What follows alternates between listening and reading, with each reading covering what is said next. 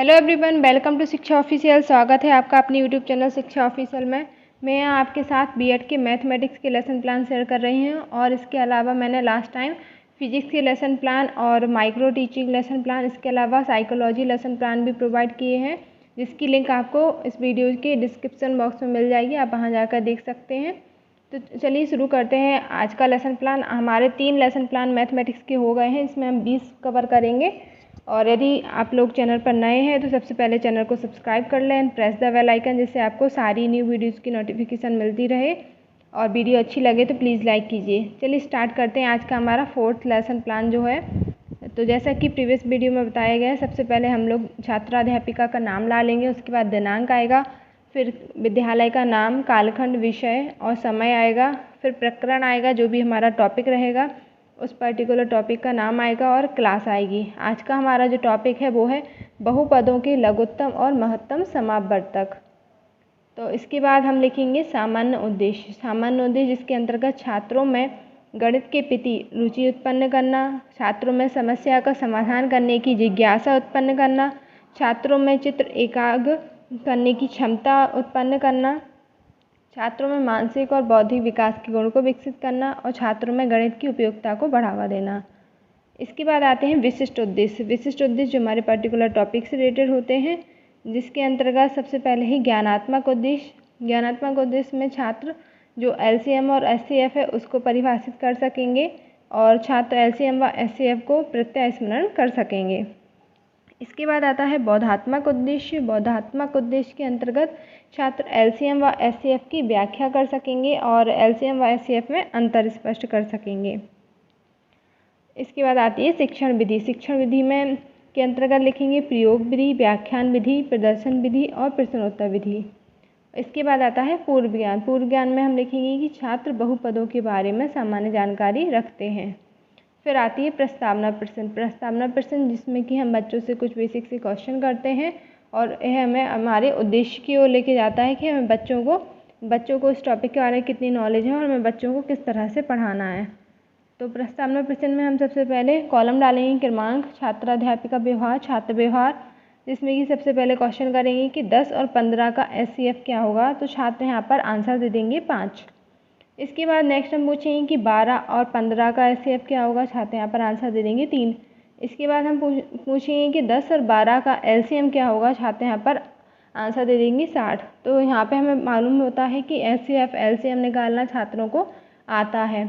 फिर हम नेक्स्ट पूछेंगे कि 2 पूर्णांकों वाले 2 बहुपदों के एचसीएफ कैसे ज्ञात करेंगे। तो छात्र यहाँ पर निरुत्तर हो जाएंगे क्योंकि उन्हें इनके बारे में नॉलेज नहीं है। तो यहाँ से हमारा उद्देश्य कथन जो है वो निकल कर आ जाएगा।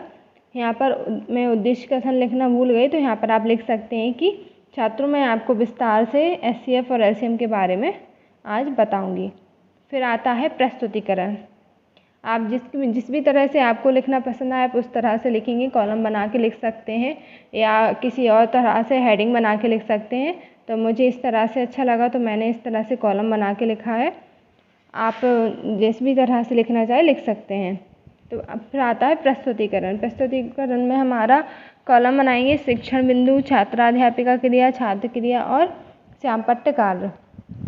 तो सबसे पहले महत्तम समापवर्तक के बारे में छात्रों को बताएंगे, जिसमें कि जैसे कि 1, 16 एंड 10, 1, 16 और 10 है, तो उसकी एचसीएफ संख्या क्या होगी। छात्र यहाँ पे बता देंगे 2। तो हम बताएंगे कि महत्तम समापवर्तक संख्या को संक्षिप्त में क्या लिखेंगे। तो एचसीएफ लिखते हैं।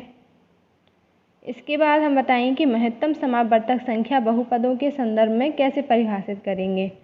तो नीचे हम बताएंगे, बच्चों को बताएंगे कि बहुपद जैसे कि dx है और बहुपद px है, तो उसका एक भाजक कहा जाता है। dx को बहुपद px का एक भाजक कहा जाता है। यदि f dx बहुपद px का गुणनखंड हो तो px को हम px d डैश x के रूप में लिख सकते हैं। और यहाँ पर qx एक बहुपद है। तो जैसे कि एग्जाम्पल है x-3 एंड बहुपद x-3 इंटू 2 और x+2 का एक भाजक है। तो इस तरह से हम उदाहरण देके बच्चों को समझाएंगे। छात्र यहाँ पर ध्यानपूर्वक सुनेंगे और नेक्स्ट जो कॉलम है श्याम पट्टकार, उसमें इसको दर्शाएंगे। तो Px और Qx और इस तरह से हम इनको पूरा इस तरह से दर्शाया गया है, श्याम पट्टकार में लिखेंगे। नेक्स्ट आता है एक और क्वेश्चन करेंगे, जैसे कि x² - 4x - 5 और x² - 1 का HCF ज्ञात कीजिए।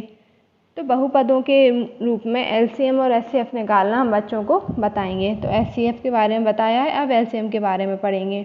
LCM क्या होता है? उस लघुत्तम राशि या व्यंजक को जो 2 या 2 से अधिक राशियों और व्यंजकों से पूरा विभाजित हो जाए, LCM कहलाता है। For example 3x² y² 4xy का LCM 12x² y³। इसके बाद आता है हमारा नेक्स्ट, हम बताएंगे कि यदि दो बहुपदों का गुणनफल उनके LCM और HCF के गुणनफल के बराबर होता है, तो मतलब कि LCM into HCF into LCM, तो इनमें रिलेशन क्या होता है? तो यदि पहला व्यंजक x³ y³ z³ दूसरा x³ z³ है तो और HCF x³ है, तो LCM ज्ञात कीजिए। तो इस तरह से हम बच्चों को फॉर्मूला बताएंगे और श्याम पट्टकार में भी इसको दर्शाएंगे। फिर आते हैं हमारे पुनरावृत्ति प्रश्न में हमने जो बच्चों से प्रश्न किए हैं उनके बारे में यहाँ पे लिखेंगे। और इसमें 2-3 क्वेश्चन हमने यहाँ पर किए हैं, आप देख सकते हैं, इस तरह से लिखेंगे। फिर आता है गृह कार्य में हम बच्चों को क्वेश्चन देंगे, जो भी क्वेश्चन है आप यहाँ पे लिखा हुआ है, आप देख सकते हैं।